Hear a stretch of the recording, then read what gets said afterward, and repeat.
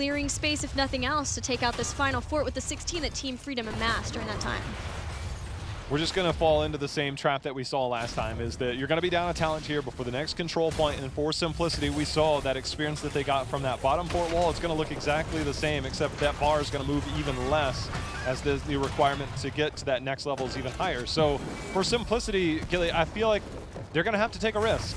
If it doesn't pay off, then you're probably not going to see much difference, right? It's already a very difficult game for them, but they have the potential. They got the blow up. It's just, can they get the fights to turn a little bit different? Even if Zuna lands that hook there, there's no team around. They've got to get on the same page. They've got to find something to make happen. The problem is, this is not Sky Temple, where they might have been able to force a fight around the boss. Trying to get Team Freedom to show up. They're even getting it here. Team Freedom do come up to the heal pulse, but Simplicity don't feel like this is the ideal place for them to be able to get those fights. But they have the Stitches factor, and maybe Fishing Hook is the deal. Stitches ended up building back into Slam Build, just wanting the dampen magic, but... I'm scratching my head here because Zuna used his hook and saw multiple people in the bottom on Team Freedom while the rest of his team was on that healing camp. We saw a slight check on the side of Team Freedom, but there were multiple people that had to have shown. I'm so surprised that Simplicity conceded that. They had a numbers advantage. There's something missing in communication right now. Well, that was communicated well. Unfortunately, it was missing one thing, and that was the target of the hook. That's what they need. That's what they have to do. And they're starting to group up together. They've had Stitches separated from the team for a long time from here, but let's see if they can get this kill on Yoda. Goes into the tunneling claws. Now that's down. The body blocks. Blessed Shield back from the side. Now they move back into position for the body blocks, and the hook is there. Finally, Simplicity get that kill, but at what cost? 16 was picked up, and now they are just taking so much damage. Oh, wow! Salvo locks down multiple members. Zuna trying to get the slow, as he did pick up that slow on his slam. But Yoda, very far out. That is one of those things that we talk about with the game sense, is that off-lane role is how far can you push out? Is it necessary to push out? What value are you getting and what risk are you putting yourself in? And Yoda right there showed a little bit of maybe overextension in this role. It's something that it's changed a lot since the last time that he played it. So a good rotation over by Simplicity to get onto that even talent tier. They're right back in the game. Yeah, the willingness to bring Zuna with them and stop the split soaking has given them 16 now off of that kill, which lets them contest this control point. There is no Dahaka and no Johanna. Johanna's starting to run back, but Simplicity need to be a little bit careful because Dahaka, if he has Brush Stock up, can try to come back in and rejoin the team before. He's not going to do that. For the time being, looking for the 20 game, knowing that Team Freedom can play this out slowly. These Putrid Vials, they're not timely. I think, oh, there's going to be a hook. There's going to be the Pulse Bomb. There's going to be the land. The Twilight Dream. Deckard goes down instantly. That's a good start. Nazma's forced to warp out as his shield is down. Hosty able to live. He's getting some heals. Let's see if they get the re-engage. Yoda in very deep. Does land the tongue. But Simplicity, Gilly, is starting to turn this around. Oh, that Dragon's Eye does some damage to Zuna. Hook was just used there. The turrets, though, the items that Team Freedom have had, every time Simplicity looks to get more than just the initial kill, they're fighting into what feels like a 5th member of Team Freedom. They've taken them down. Simplicity wants the contest here. They should. They still, Deckard is not here. There's going to be the tongue land. There's going to be Putrid Vials. Zugra going to be landed, but Malfurion gets targeted. Salvo coming out as well. That's going to go in. Zuna, he's close to falling. King Caffeine, he's trying to walk away, but he's not going to make it out alive. And now Hosty, he's under assault. See if we've got a warp in. It's not even necessary. And Simplicity not able to take a 5v4 sans support. It feels like a lot is on Hosty's shoulders with these fights. Even with the damage that Putrid Vial can do, the slam build for Stitches, after the initial pick, things start to fall apart. You could see the adaptation from Simplicity throughout this game. They are realizing what they need to do with their composition, but getting the one kill and then not being able to get more of it, timeout there, the tanky front line, Phoenix having his auxiliary shields that lets him build that shielding back up makes him so that along with Warp, he can also get back. Just makes it really hard for Simplicity to get anything more. And that whole time, Team Freedom held the channel so that they can get the Protector now. And they have 20 along with this push. Generally, when you have 20 and it's a Protector and you have this much advantage and this much health, there is no core that survives. The probability of them ending here extremely high. Team Freedom, they're on the victory march. They're going in. Shields falling rapidly. We do see Future Bile used in return. The Condemn was so good. It stopped Nazmus from going into warp, but he has the Unconquered Spirit. Finally, Phoenix is brought down, and that was a good target to take out on the core. But the problem is that Protector, which is just ripping through, dismantling the core of Simplicity. It's just overwhelming, to say the least, as the Protector has taken over game number 2 here. Team Freedom, despite some adversity this game, not as clean as game 1, but credit to Simplicity for taking the fights. That one hook that landed on the Decker definitely turned that in their favor momentarily, but Team Freedom held strong. And generally, Gilly, that's a moment where we would see Team Freedom in part 2 of phase 1, they would probably concede, they would probably retreat, but they actually showed resolve, and that's something we didn't see during those initial picks in part 2. So I give a lot of credit to Team Freedom there for turning that fight and willing to stay in it. And I think a big part of that, we have to go back to what Zugrug said, which is putting Nazmus more with the 4-man, is even if Yoda goes down in the solo lane, he can still try to help make sure that his being more in the shot calling role, that they're still able to get things done because he's not trying to focus on the 1v1. This is not the only team that has expressed issues with trying to shot call from that role. Caterpillar, last year for Tempo Storm, swapped over into main tank for a time and put Fury back on the solo role so that he could be in that 4-man. So it seems to be working out extremely well for Team Freedom, and I'm happy to see it. It's one of those things that when you see that, you know that you can get good, valuable information, but when it does come time to the team fights, it's like, well, I can't exactly call the fight. I'm trying to brush soccer, and I'm trying to rotate down. I've got to look for my moment to get in there, and I think it definitely is showing for them. But for Simplicity, we've seen 2 very different drafts, 2 very aggressive drafts. The Stitches Johanna, not something I see. But I think the lack of damage from that slam at level 1, which is generally when you look at Stitch's numbers when he goes full slam build, you're like, wait a minute, how is he near the top in damage?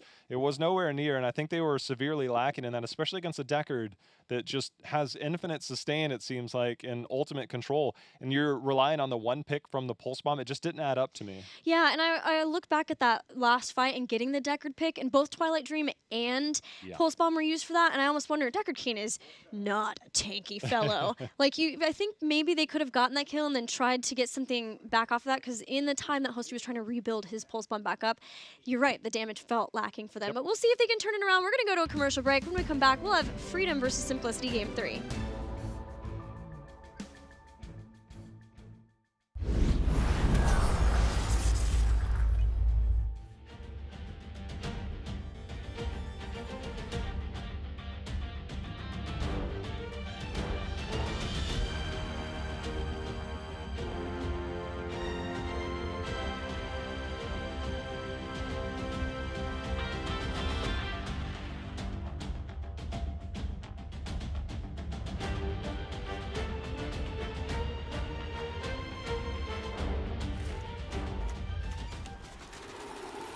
Greetings, my friends. So nice to see you around the hearth once more. Even Paladin is definitely one of the strongest contenders, if not the strongest at this point. The actual class diversity still remains high. Bunny Hopper has conceded. AH is going to the Summer Championships. This time we're going to be seeing different takes on the same types of decks and different lineup strategies. Oh! It's go time. This is the Hearthstone Summer Championship.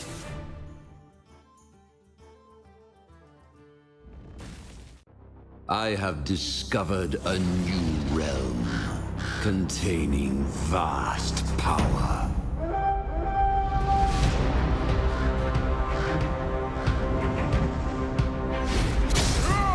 My champions will conquer their accursed foes and deliver control of this domain to me.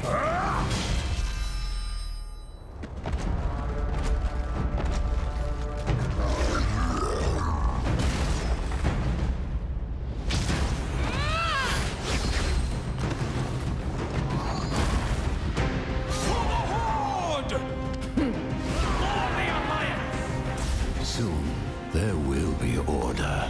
I will see to it.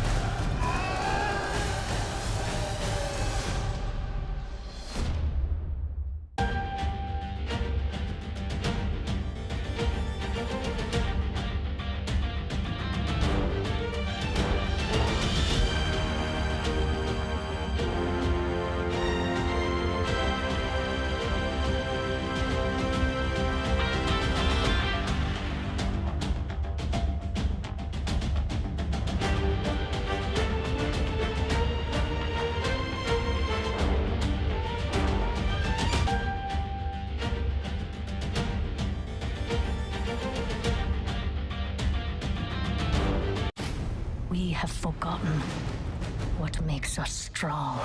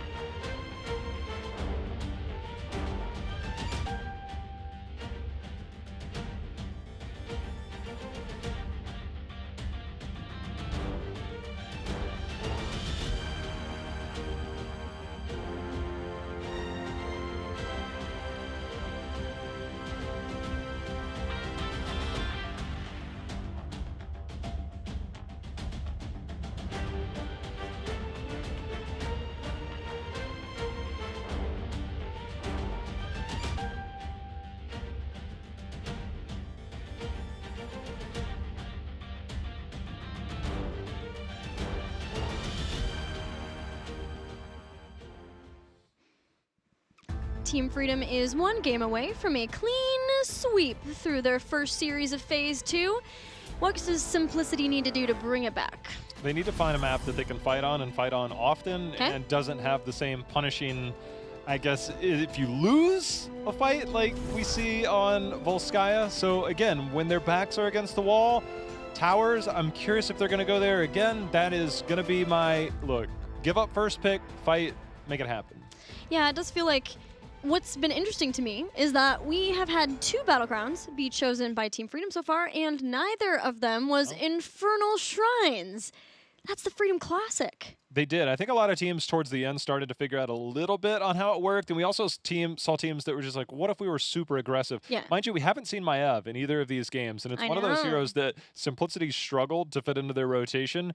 So it's one of those things, are you hiding strats? Is Maiev not that good? Do either of these teams, does Team Freedom need that? And I think trying to figure out how that works and if it's even necessary, we've still yet to see that. Garrosh hasn't been touched really at all. So I think that there's different strategies that we're going to see from teams come out. And I think we're just barely scraping the surface in these first 2 games. Well, as we look at our Battleground pool to see where Game 3 is going to take place, when you talk about Maiev for Simplicity, that's not a Hosty hero. And I would argue that doesn't really feel like a K1 Pro hero either. One of them will likely make the adaptation. And seeing Hosty play Tracer now, I'm thinking that would be more along Hosty's purview, but there you get your Simplicity change up in strategy, picking second pick or Battleground pick so that they can take us to Towers of Doom. You mentioned the Illidan in Game 1 on Sky Temple after we saw the Abathur. Probably not likely here, but we haven't seen Kerrigan in a while, and it's something that we've always seen Zuna kind of go back to these hyper-aggressive heroes that he feels he can have that impact that he's looking for.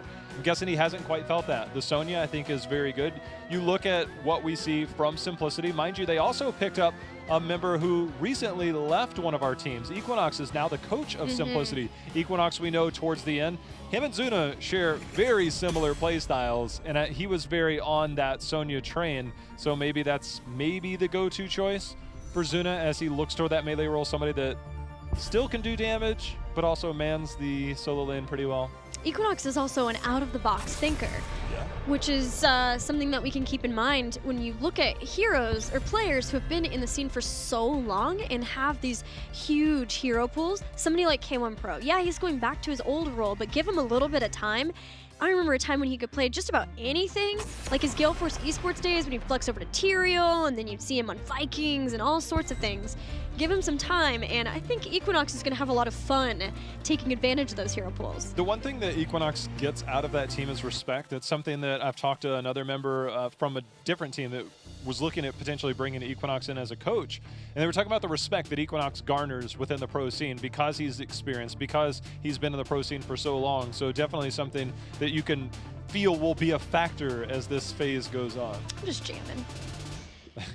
Yeah, it's weird to me to see Equinox not on No Tomorrow, because Equinox has been in the scene for forever playing, and I think that's going to change the feel of that team quite a bit. But we'll get into that soon, in a little bit. For now, we've got Abathur and Genji bans. Team Freedom sticking to having Dahaka, having that global and that map control, and all of the options that he provides to a team.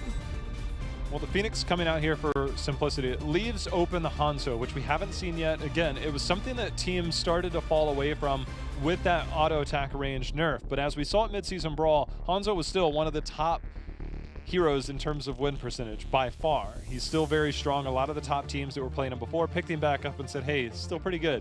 So it's something to consider here, especially when we look at Lutano's hero pool with Phoenix not being available. Do we go down that route? And is it necessary to pick it up here even? Because so far, neither team has had the priority to pick or ban it. Lutano also has shown his Chromie prowess, and he played it into Malfurion in the last game. It worked really well. The burst was hard to keep up with, even with the double support and the taps that are too, which we may still see from Simplicity having that Phoenix. But, ooh, there's our first Garrosh from this series. Finally, you and I over the break were like, where's Garrosh? Yeah, is he here? Hello? Well, the other thing you have to consider, after game one, coming into the series, I probably wouldn't have even brought this up because we knew about the role swaps with Nasmus and Yoda.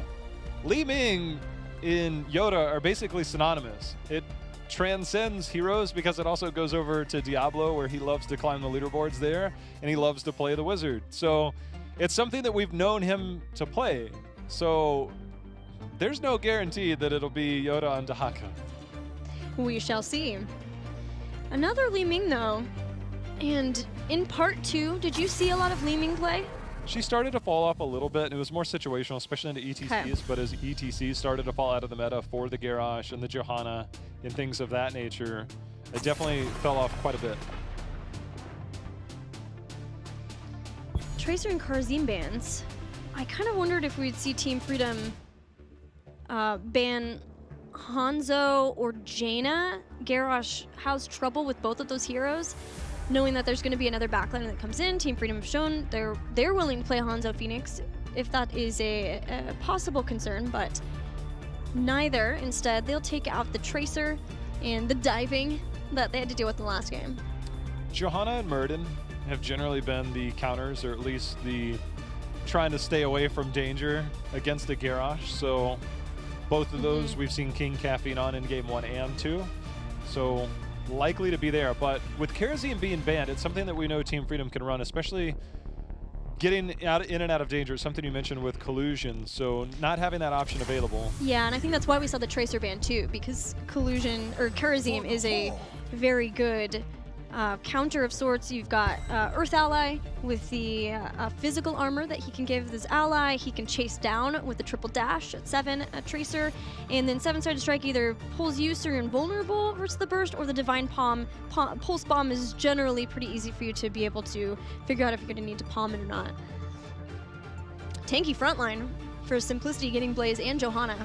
We need some type of sustained damage. Very rarely will we see teams just run into all bursts. We saw it in game number 1 for the likes of Simplicity. Didn't go so well. You need some type of sustained damage. Again, Hanzo is very much there. He gives you auto attack, he gives you burst, he gives you CC, he gives you so much. I'd be surprised if they don't go that route unless they're just holding it for another series because they feel they don't need to bring it out here, but I feel Hanzo is going to be very much back in the meta before we know it. They also need the support. Stukov still available here.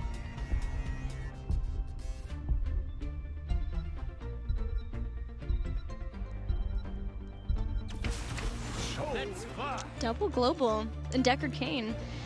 Falstad, ooh, we've seen a couple of different iterations of Deckard Cain and Falstad. Either stay a while and listen into Hinterland Blast. Might set up quite nicely for some resets for Li-Ming, or having Deckard Cain be able to get the zoning from a Mighty Gust. Stay a while and listen just gives you an isolation kill. We saw a full W build Falstad from Yoda towards the later part of Part 2 and into the playoffs. A lot of scrutiny around that, but there have been teams experimenting around that build because we did see the change on Wingman. That's why it started to come back, get the cooldown reduction on that when you pick up Wingman. And so we saw some experimentation around that. I think when you already have the Li-Ming, Seasoned Marksman seems like that's where the sustained damage comes in. And we do get the Jaina, so we get the burst damage, K1 Pro special there. So for Falstad, despite that scrutiny, we even saw Hasuabs run it earlier over in EU. So there are teams still experimenting around that, but I think Seasoned Marksman will be the go-to this time. I think so too. This is my favorite draft from Simplicity so far of this whole series. There's a ton of synergy. You have slows from Johanna Blaze and Jaina to combo Purification Salvo. Should be able to get a lot of benefit now from Phoenix. It's very meta and I like it. I think, again, once you get post-level 7, when you get the cooldown reduction on your Q for Jaina, you can just start throwing those out. You mentioned the slows. Garrosh doesn't have the mobility to get away. You get the Condemn, you get the potential jet propulsion in from Blaze, you get all types of setup, you get roots going, then Jaina's value skyrockets at that point. I think that's going to be one thing that they have to play off of, is just having situational frontline control and allowing K1 Pro to make magic happen. And don't forget, we've seen a lot of teams like Heroes Hearth Esports and Crowan. Once you get your water elemental, then Garrosh has a hard time figuring out who he can get a throw on. And from that time, then they can use that Phoenix to get a lot of poke damage done to him. I think Zugrug is going to have a difficult time, especially then you add to that having the Johanna, which is the counter of having his own unstoppable up in front. We're going to get into game 3. We'll see if Simplicity can start to bring things back or if Team Freedom can close this out 3-0. Well, taking a look at this, Skilly, it is going to be Yoda on that off lane, so no changes here as Lutano will be making his way on Li-Ming with Nasmus on that auto attack hero again with Falstad. So things holding more to form from what we anticipated coming into the series. Where is it? There it is. K1 Pro Jaina. I wrote in my notes at the beginning of this year, of course K1 Pro role swaps. When Jaina returns to the meta. I was so sad. And this is a different Jaina than the K1 Pro Jaina that we knew way back in the day.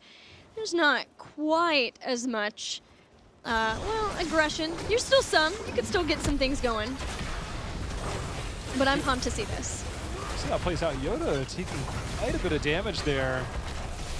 Very good use of that level 1. So rotating auto attacks, it seems to be kind of the new go-to at level 1. We saw minor nerf towards a couple of the builds, but this is really played out. Getting the auto attacks on your repeater cannon, then switching over and getting that big burst damage, that single target damage, plus the splash area has really come into the meta here. It's a really good kill confirmer, too. If you are able to use that because of the huge range that you get off of Phase Bomb, but also the big burst of damage that you said. Sometimes that's all you need to get the kill, as someone would retreat behind a gate. Right now, early focus on the Sapper camp here for Simplicity, and we've got a gank going on up top. Falstad, we talked about the double global very much coming in here, and they're going to pick on this, and this is something we saw Korean teams do a lot at mid-season brawl, was to punish that solo lane. This is a slightly different iteration of it, but using that Falstad, it's one way, because now you're going to miss out on experience. You can't necessarily escort the Sapper camp in, and Yoda's doing a very good job. You can actually see him on the mini-map. Yes. He should be able to disrupt a little bit there. He does a very good job of pushing that in, denying experience over, so Team Freedom making the plays. Yeah, there were several minions missed there, and what we might have seen from North America in Part 1, the last time I was casting, is if you have Wingman there for Team Freedom, then you can steal the Sappers up top while you're there getting the gank. Not the case though, as Season Marksman was the pickup for Falstad here.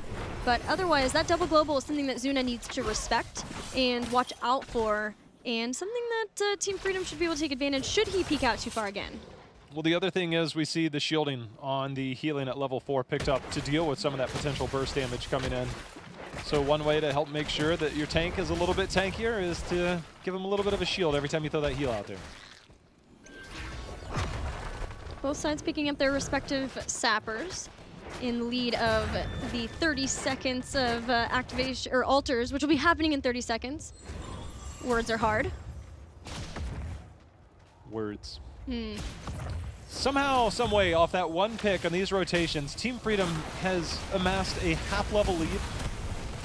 We neutralized just a little bit here. Nice route there. There's going to be the knock-up. No real follow-up as Lutano didn't have his abilities available, but with the rotation already, we see Yoda. Yeah. I'm just watching that mini-map, and I'm watching Zuna get picked on, and Yoda showing that he is more than comfortable in this role. And with the double global... Oh, man. That zoning out is insane. Freedom picks up their safe altar. Even if they don't get it now, this is going to be so long. Freedom should be able to get a pick off of this, likely, especially if Yoda lands drags like he landed them there. Jaina goes down before the Scroll of Sealing even. Iron Skin is almost done. But Team Freedom are just fine to pick up this altar and get ahead in the core health. Just buy enough time to get the first channel and then use that double global, take the 5-on-4 fight. Excellent job here by Yoda in the early game. I mean, early game MVP right now very much showing here for Yoda, showing that he's not skipping a beat, switching back to this melee role. Right. Dahaka is one of the heroes he played the most. He was soloing some for Team 8 way back in the day when they were all kind of like rotating and changing out who was going to be playing what. And then going over to Superstars, Dahaka and Malthael is what we saw a lot from him. So this is like riding a bike right back into that solo lane. And how? Things working out well here again for Simplicity as they ramp up. A lot of it does function around Jaina. And then Phoenix, big heroics that could potentially come in. Having the bunker available, a lot could come out here in the later part of the game. On the other side for Team Freedom, we know how good taunt can be. Stay a while and listen, as you said, might be a thing if we get Hinterland's Blast coming out there. Yeah, I don't know. You could make a case for wanting to stay safe. I mean, it's the Team Freedom way, right? Gus, like with yeah. the Mighty Gus. But I love the idea, and Method wrecked with it too, and it sets up for Li Ming to get resets. It really seems like Cattle's choice at level 7 on this Johanna is starting to spread throughout North America, because we're seeing it again, and a lot of other teams are unwilling to run it. But when you get that frontline control of multiple